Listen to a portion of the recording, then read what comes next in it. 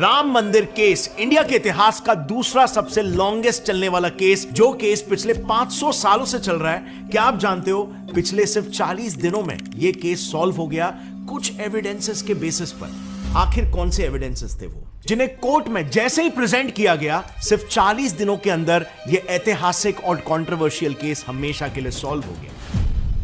और वो भी सुप्रीम कोर्ट ने बकायदा अपने फर्स्ट हियरिंग में एग्जैक्टली 14 अक्टूबर 2019 की डेट देकर कहा था कि हम इस दिन इस केस को फाइनली कंक्लूड कर देंगे। इसके पीछे के रीजंस काफी इंटरेस्टिंग है। सिर्फ 2 स्ट्रॉन्ग एविडेंसेस की वजह से ये हो पाया। And mind you, in evidences में ऐसे भी सबूत शामिल है जिसमें खुद मुगल्स और ब्रिटिशर्स ने तक ये ओपनली एक्सेप्ट किया है कि यस, वहां पर हिस्टोरिकली राम मंदिर मौजूद था। सो फाइनली इन एविडेंसेस की वजह से राम मंदिर तो बन गया, लेकिन इस पर ऑपोजिशन और कई मीडिया रिपोर्ट्स का यह भी मानना है कि देश के पैसों की टोटल बर्बादी है। इनफैक्ट बिहार के डिप्यूटी सीएम तेजस्वी यादव जी ने तो मंदिर को वेस्ट ऑफ मनी प्रूव करते हुए कहा कि भूख लगने पर, बीमार होने पर आदमी कहां जाएगा, मंदिर में। उल्टा मंदिर में तो दान देना पड़ता है। भूख लगेगा तो मंदिर जाइएगा, वहां तो दान देना पड़ता है। बेसिकली इनका कहना है कि गवर्नमेंट ने मंदिर बनाने में पैसे बर्बाद कर दिए। लेकिन do you know, interesting fact तो यह है कि इस मंदिर बनाने में सरकार की जेब से 1 रुपया भी खर्च नहीं हुआ है। अब आप बोलोगे तो फिर डोनेशन के पैसों से बना होगा। नहीं, डोनेशन का भी 1 रुपया यहां पर खर्च नहीं हुआ है। तो आखिर राम मंदिर बना कैसे? राम मंदिर ट्रस्ट ने ना एक सिंपल बट एकदम इफेक्टिव स्ट्रैटेजी यूज की, जिसे आगे मैं डिस्कस करूंगा, और इसीलिए वीडियो को एंड तक देखना, क्योंकि ये सब समझने के लिए हमें कहानी को एकदम शुरुआत से शुरू करना होगा। इस पूरे 500 साल के लीगल जर्नी को मैं आपको सिर्फ 5 मिनट में सिंप्लीफाई करके समझा दूंगा। एंड आई एम श्योर कि इस वीडियो के देखने के बाद आपको राम मंदिर केस स्टार्ट टू एंड समझ आ चुका होगा। सो इस केस की प्रॉपर क्लैरिटी के लिए ना, मैंने इस पूरे राम मंदिर जन्मभूमि कोर्ट केस को 3 मेजर टाइमलाइंस में डिवाइड किया है। सो शुरुआत करते हैं पहले टाइमलाइन से, जो है 1528 से 1947। साल 1528 में मुगल बादशाह बाबर ने अपने कमांडर मीर बाकी को यह ऑर्डर दिया कि वो अयोध्या में मौजूद राम मंदिर को तोड़कर वहां पर मस्जिद बनाए, और उसी राम मंदिर को तुड़वाकर जो मस्जिद बनी थी उसे बाबरी मस्जिद नाम दे दिया गया। बट कई लिटरेरी सोर्सेज के हिसाब से वहां के लोकल्स बाबरी मस्जिद के बाहर उस सेम जगह पर, जिसे राम चबूतरा कहते हैं, वहां पर राम भगवान की पूजा फिर भी किया करते थे। इसी को लेकर वहां पर कई छोटे मोटे रायट्स हिस्टोरिकली होते आए हैं, क्योंकि ऑफ कोर्स एक ही जगह पर दोनों रिलीजियंस पूजा कर रहे हैं। बट 1853 से 1859 के बीच इन 6 सालों में ये रायट्स काफी ज्यादा वायलेंट होने लग गए थे। इतने वायलेंट कि इतने सालों से इस इशू को इग्नोर कर रही ब्रिटिश गवर्नमेंट को भी इसमें खुद इंटरवीन करना पड़ा। ब्रिटिश सरकार ने सबसे पहले बाबरी राम मंदिर एरिया को अपने कंट्रोल में लिया। फिर दोनों पार्टीज में एक पीस एग्रीमेंट साइन करवाया। उन्होंने मंदिर एरिया को 2 हिस्सों में डिवाइड किया। पहला बाबरी मस्जिद वाला हिस्सा मुस्लिम्स को सौंपा गया, और दूसरा सीता रसोई और राम चबूतरे वाला हिस्सा हिंदूज को दे दिया गया, जहां पर हिंदूज ऑलरेडी पूजा भी किया करते थे। और दोनों साइड्स के बीच में उन्होंने फेंसिंग करवा दी। अब इस सेटलमेंट से भी लोग खुश नहीं थे, स्पेशली हिंदूज, क्योंकि उनके हिसाब से अगर ऐसा ही था तो इसका मतलब तो यह हो जाएगा कि हिंदूज को एक खुले मैदान में भगवान की पूजा करनी पड़ेगी। लेकिन यह पॉसिबल नहीं है, और इसीलिए हिंदूज के पर्सपेक्टिव से यह पीस एग्रीमेंट की जगह पर एक कॉम्प्रोमाइज ज्यादा था, और इसीलिए वहां पर फिर भी कॉन्फ्लिक्ट्स होते रहे। इनफैक्ट कुछ छोटे मोटे लीगल केसेस भी वहां पर लड़े गए। लेकिन देश के आजादी के बाद इस कॉन्फ्लिक्ट में एक बड़ा टर्निंग पॉइंट आया। 23 दिसंबर 1949 को कुछ लोगों ने बाबरी मस्जिद के बीचों बीच राम भगवान की मूर्ति स्थापित कर दी, और अगले ही दिन से लोगों ने वहां पर पूजा करना भी शुरू कर दिया। इससे दोनों पार्टीज के बीच में वापस से एक मेजर कॉन्फ्लिक्ट शुरू हो गया। अब यह कॉन्फ्लिक्ट इतना वायलेंट था कि मजबूरन यूपी गवर्नमेंट को उस साइट को ही कंप्लीटली सील करना पड़ गया, और उसके बाद से राम जन्मभूमि में एंट्री सभी के लिए एकदम बैन हो गई। अब यह बैन दिसंबर 1949 में लगा ही था कि इसके 12 दिनों बाद, यानी कि 5 जनवरी 1950 में महंत रामचंद्र दास जी ने फैजाबाद कोर्ट में यह अपील करते हुए केस फाइल किया कि उनका राइट टू वर्शिप, ये फंडामेंटल राइट वायलेट हो रहा है। अब यह केस कोर्ट में चल ही रहा था कि फिर 1959 में निर्मोही अखाड़ा, जो कि हिंदू साधुस का एक नेशनल ऑर्गेनाइजेशन है, उन्होंने भी यह कहते हुए केस फाइल कर दिया कि अयोध्या की लैंड का पोजेशन उनको पूजा करने के लिए मिलना चाहिए। और फिर 1961 में उसे काउंटर करने के लिए मुस्लिम साइड से भी सुन्नी वक्फ बोर्ड ने एक कोर्ट केस फाइल कर दिया। उनका दावा यह था कि उन्हें यह लैंड मिल जाना चाहिए क्योंकि इस पूरे लैंड पर एक मस्जिद था, तो वक्फ बोर्ड ही उस लैंड के ओरिजिनल ओनर्स हुए। ऑल इन ऑल इस मुद्दे को लेकर छोटे मोटे केसेस तो चल ही रहे थे, लेकिन मेजरली कोर्ट में अब 2 हिंदू पक्ष थे और एक मुस्लिम पक्ष, और दोनों साइड्स वहां पर अपने धार्मिक स्थल बनाना चाहते थे। और फिर इसी मतभेद में सालों बीत गए, कोर्ट में लड़ाई चलती रही, लेकिन कोई भी निर्णय नहीं हो पाया। बट 1985 में इस केस में एंट्री हुई एक पावरफुल ऑर्गेनाइजेशन विश्व हिंदू परिषद की। इन्होंने भी राम मंदिर के लिए फैजाबाद कोर्ट में केस फाइल किया, जिसके बाद फैजाबाद कोर्ट ने राम मंदिर से जुड़े सारे केसेस को एक साथ क्लब करके एक जॉइंट वर्डिक्ट इशू किया, जिसके तहत 1986 में कोर्ट ने हिंदूज को उसी जगह पर वर्शिप करने की परमिशन दे दी। अब कोर्ट के इस वर्डिक्ट से नेचुरली दूसरी साइड नाराज हो गई और इस पर रिएक्ट करते हुए उन्होंने ग्रुप बाबरी एक्शन कमेटी बनाया। इस ग्रुप ने कोर्ट के इस डिसीजन को चैलेंज किया और फिर से एक कोर्ट केस फाइल किया। फिर इसी नए कोर्ट केस के रिटेलिएशन में 1989 में एक और एक हिंदू ऑर्गेनाइजेशन राम लल्ला विराजमान ने भी केस फाइल किया। सो अब तक हिंदू साइड में 4 मेन पिटिशनर्स थे और मुस्लिम साइड में 2 मेन पिटिशनर्स, और यहां तक ये बैटल इंटेंसली कोर्ट में चल ही रहा था। बट 1990 की शुरुआत में ये बैटल कोर्ट से निकलकर अनफॉर्चुनेटली रास्तों पर आ गए। सो हुआ कुछ यूं, 1990 में एक बड़े लीडर LK अडवाणी जी ने गुजरात के सोमनाथ से अयोध्या तक एक रथ यात्रा निकाली। इस यात्रा में देश भर से लाखों की संख्या में लोग जुड़ रहे थे। अब ये रथ यात्रा अयोध्या पहुंचती उसके पहले ही वहां की सिचुएशन काफी टेंस हो गई, और इसी सिचुएशन को देखते हुए 1991 में यूपी गवर्नमेंट ने इस पूरे राम जन्मभूमि लैंड का कंट्रोल अपने हाथों में ले लिया और एरिया सील करवा दिया। सो यस, एक बार फिर से दूसरी बार इतिहास में बाबरी राम जन्मभूमि लैंड को सील करके वहां पर एंट्री बैन कर दिया गया। बट इस बार इसका इंपैक्ट काफी खतरनाक होने वाला है। सो इस बैन के बाद हुआ यूं कि 6 दिसंबर 1992 को देश भर से हजारों की संख्या में लोग अयोध्या राम जन्मभूमि में जमा हुए और उन्होंने बाबरी मस्जिद को ही डिमोलिश कर दिया। ये मूव बेसिकली गवर्नमेंट के एंट्री बैन का एक रिपल इफेक्ट था। अब ये होते ही पूरे देश भर में जगह जगह पर कम्युनल रायट्स होने लगे, और 1992 के infamous Mumbai serial bomb blast भी इसी का ही एक रिएक्शन था। ये वही बॉम्ब ब्लास्ट है जिसमें अंडरवर्ल्ड डॉन दाऊद इब्राहिम का मेजर हाथ था। इसके बाद भी ये मुद्दा शांत नहीं हुआ। आने वाले सालों तक ऐसे कई रायट्स पूरे देश भर में चलते रहे, जिसमें 2002 के इनफेमस गोधरा रायट सबसे मेजर थे। अब बाबरी के डेमोलिशन के बाद देश की रूलिंग और ऑपोजिशन पार्टीज ने दोनों साइड्स के बीच मीडिएशन करने की भी कोशिश की, बट किसी भी साइड ने कॉम्प्रोमाइज नहीं करना चाहा और वो सभी कोशिशें नाकामयाब रही। इसी दौरान यानी कि साल 2002 में फैजाबाद कोर्ट से राम जन्मभूमि केस को इलाहाबाद हाई कोर्ट में ट्रांसफर कर दिया गया। इलाहाबाद हाई कोर्ट के 3 बेंच जजेस ने आर्कियोलॉजिकल सर्वे ऑफ इंडिया को साइट को सर्वे करने के ऑर्डर्स दिए और उन्हें यह बात पता लगाने के लिए कहा कि क्या वहां पर वाकई में मंदिर था या फिर नहीं। अब कुछ सालों के इन्वेस्टिगेशन के बाद ASI का सर्वे पूरा हुआ और उन्होंने अपनी रिपोर्ट हाई कोर्ट को सौंप दी। इसी ASI रिपोर्ट को साल 2010 में इलाहाबाद हाई कोर्ट ने रेफर करते हुए एक प्रोमिनेंट वर्डिक्ट दिया। कोर्ट ने कहा कि ASI के हिसाब से जो उन्हें वहां पर एविडेंसेस मिले हैं, उससे ये निर्णय लिया जा सकता है कि उस जमीन पर वाकई में पहले राम मंदिर मौजूद था। लेकिन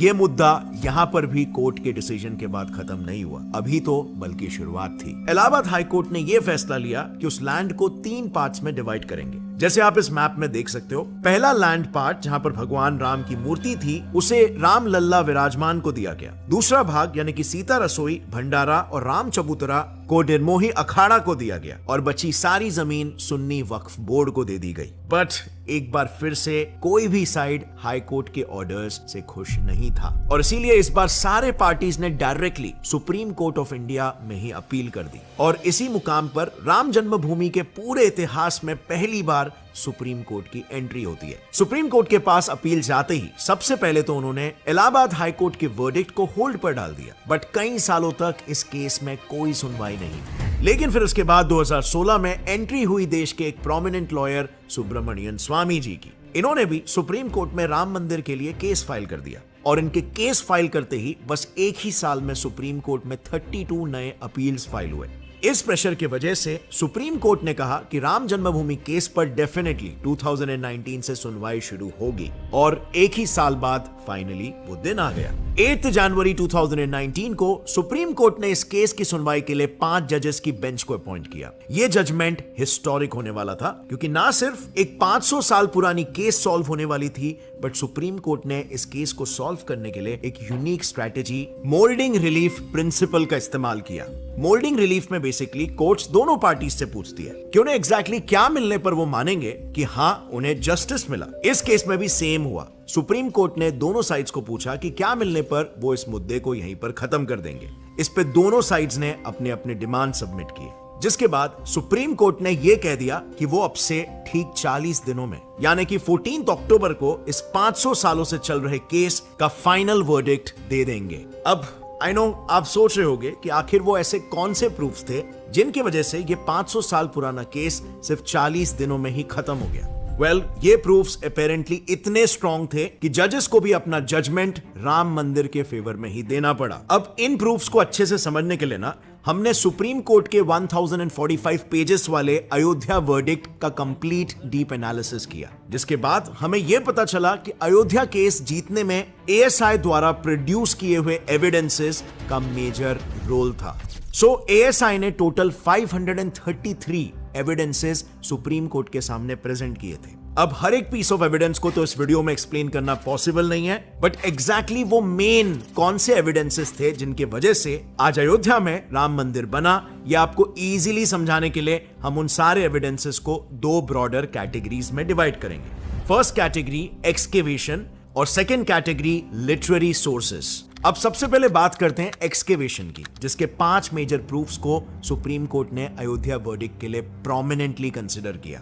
proof number 1, Vishnu Hari inscription. यह है विष्णु हरि इंस्क्रिप्शन स्टोन जो एएसआई को बाबरी मस्जिद के निचले ढांचे से मिला था। इस इंस्क्रिप्शन स्टोन में टोटल 20 लाइंस में हिंदू वर्सेस लिखे हुए थे। जब एएसआई ने इसकी रीडिंग की तो इस इंस्क्रिप्शन के 19th लाइन में यह क्लियरली मेंशन था कि यह मंदिर है उस राजा का जिसने 10 सिर वाले राक्षस को मारा था। अब आई नो ये किसी को एक्सप्लेन करने की जरूरत नहीं है कि वो 10 सिरों वाला राक्षस कौन था और उसे मारने वाला राजा कौन था, और इसीलिए सुप्रीम कोर्ट ने इस प्रूफ को प्रोमिनेंटली कंसिडर किया। Proof number 2, Hindu bell in a mosque. ये देखो, ये बेल मॉस्क के पिलर में बंधी हुई थी। Shocking right? ये उतना ही शॉकिंग था सुप्रीम कोर्ट के लिए भी। जब एएसआई ने जजेस को यह बताया कि इस्लाम में आरती और उसमें यूज होने वाले बेल का कोई कॉन्सेप्ट ही नहीं है, जबकि हिंदुइज्म में बेल काफी इंपॉर्टेंस रखता है और मोस्टली आपको हर मंदिर में दिखने मिल जाएगा, तो इस प्रूफ को भी सुप्रीम कोर्ट को कंसिडर करना पड़ा।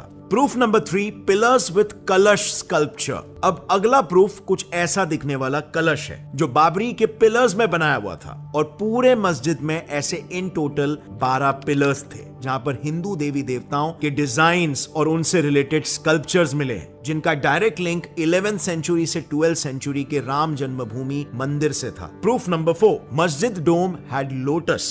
सिर्फ पिलर ही नहीं, बाबरी मस्जिद के मेन डोम के सेंटर में भी कुछ ऐसा दिखने वाला लोटस बना हुआ था। अगेन ये आप जानते होंगे कि लोटस हिंदुइज्म में स्पिरिचुअल एनलाइटनमेंट से जोड़ा जाता है। इवन गॉडेस लक्ष्मी भी लोटस पर ही वास करती है और भगवान विष्णु भी लोटस पर ही विश्राम करते हैं। 5वां और एक ऐसा प्रूफ जिसको कोई भी आम इंसान आसानी से देखकर बता सकता था, वो है ये बाबरी मस्जिद का मेन गेट, जिसके आर्क्स पर क्लियरली श्री राम जन्मभूमि मंदिर लिखा हुआ था। सो ये सब तो सुप्रीम कोर्ट के सामने रखे हुए आर्कियोलॉजिकल एविडेंसेस थे जो खुदाई या डेमोलिशन के बाद एएसआई को मिले थे। बट अब बात करते हैं लिटरेरी सोर्सेस की, जिसके proofs mostly non Hindu sources से लिए गए थे। इनफैक्ट सुप्रीम कोर्ट ने खुद मुगल्स और ब्रिटिशर्स के ही स्क्रिप्चर्स को यहां पर कंसिडर करके डिसीजन लिया। So starting with proof number 1, Guru Nanak ji की बायोग्राफी जन्म साखी। इसमें गुरु नानक जी अपने डिसाइपल मर्दाना को बताते हैं कि जब साल 1500 में वो अयोध्या आए थे, तब उन्होंने अयोध्या की सरयू नदी में नहाकर राम जन्मभूमि मंदिर में दर्शन किया था। प्रूफ नंबर 2,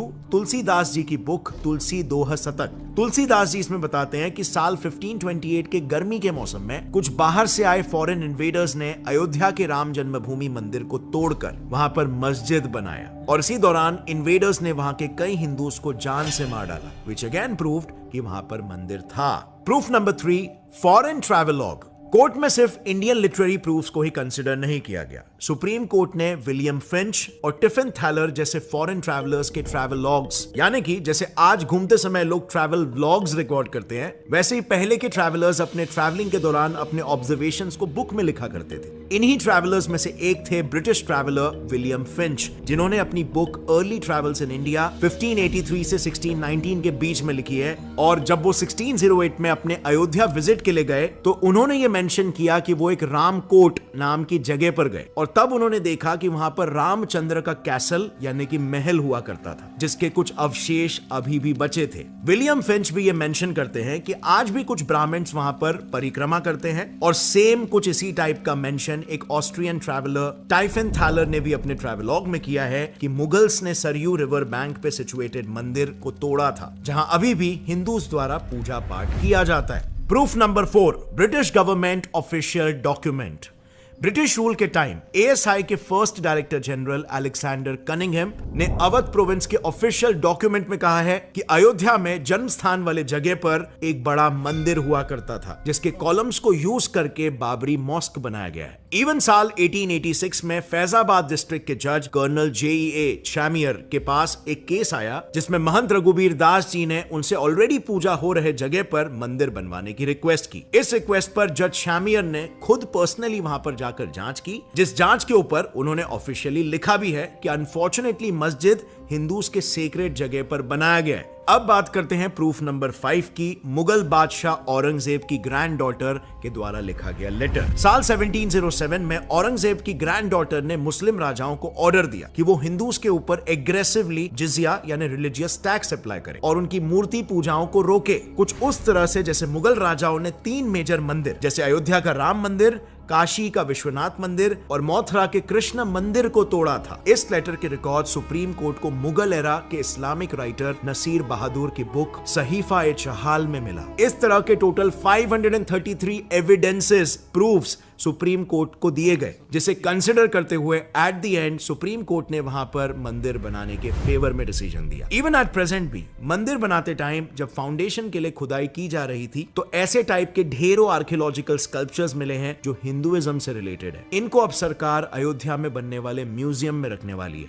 अब यू नो व्हाट फ्रेंड्स, ये 500 साल पुराना केस क्लोज ही हुआ था कि एक नई कंट्रोवर्सी आ गई। जो एट प्रेजेंट राम मंदिर बन रहा है, इसको अब रूलिंग पार्टी के ऑपोजिशन वाले वेस्ट ऑफ मनी बता रहे हैं। भूख लगेगा तो मंदिर जाइएगा। लेकिन यहां पर एक इंटरेस्टिंग पॉइंट है जो शायद वो मिस कर रहे हैं कि इस मंदिर को बनाने के पैसे ना तो लोगों से आए और ना ही सरकार से। तो अब सवाल आता है कि फिर ये मंदिर बना किसके पैसे से? Well, prominent Hindi news outlet Amar Ujala में पब्लिश्ड एक रिपोर्ट के हिसाब से राम मंदिर बनाने का टोटल एस्टिमेटेड कॉस्ट पहले 900 करोड़ रखा गया था, बट लोगों के थ्रू 3600 करोड़ से भी ज्यादा का डोनेशन आ गया, जिसकी वजह से श्री राम जन्मभूमि ट्रस्ट ने अपने पैसे बड़े ही smartly 3 banks, State Bank of India, Punjab National Bank और बैंक ऑफ बड़ौदा में इन्वेस्टमेंट के लिए रख दिया। और फिर इन्हीं बैंक्स में रखे गए पैसों से जो इंटरेस्ट आया, उसी ब्याज से ये पूरा मंदिर बना हुआ है। और इसी वजह से ना यहां पर सरकार के पैसे यूज हुए हैं और ना ही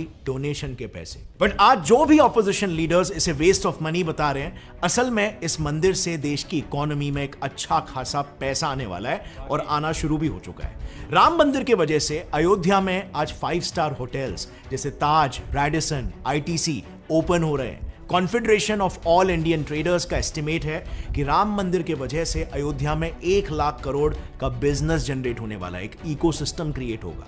इवन इंडिया टुडे में रिसेंटली पब्लिश्ड एक रिपोर्ट के हिसाब से राम मंदिर के प्राण प्रतिष्ठान के पहले ही अयोध्या में 20,000 लोगों को ऑलरेडी हॉस्पिटैलिटी इंडस्ट्री में जॉब मिल चुका है। इनफैक्ट मैं भी जब इस मामले में थोड़ा रिसर्च कर रहा था तो आई वॉज शॉक्ड। 22 जनवरी के दिन शायद ही अयोध्या के कोई भी होटल में 1 नाइट स्टे का रेट 20,000 रुपए से कम है। आज इस मंदिर के कारण अयोध्या में एयरपोर्ट, हाईवेज जैसे कई मेगा प्रोजेक्ट्स भी बने, जिससे उस रीजन का ओवरऑल डेवलपमेंट हो रहा है। सो फ्रेंड्स, अब लेट मी आस्क यू, आपकी क्या राय है इस पूरे मुद्दे में? नीचे कमेंट सेक्शन में मेरे साथ जरूर शेयर। काफ़ी आज की एक इंटरेस्टिंग वीडियो थी जिसमें उन्होंने काफ़ी सारे एक टॉपिक क्लियर कर दिए हैं, क्योंकि सबसे बढ़कर चीज़ आती है एक जो प्रूफ मिलते हैं ना, क्योंकि प्रूफ की बेस पर ये एक सारा काम किया गया। जो संघर्ष है वो ख़त्म हो चुका है, राम मंदिर जो है जो बन चुका है और रामलला जो है उनकी प्राण प्रतिष्ठा जो है वो हो चुके हैं। लेकिन मेरा ज़ाती मानना कि ये चीज़ जो है ना बहुत अरसा पहले जो है हो जानी चाहिए थी। जो इतना लंबा कॉन्फ्लिक्ट जो है चला, इतनी राम मंदिर के हवाले से एक पूरी डिटेल वीडियो देख रहे थे और डिटेल इतनी लंबी है कि एक शॉर्ट वीडियो में कंप्लीट नहीं कर पाए, लेकिन हम इस पे बहुत सारे वीडियोस बना चुके हैं। तो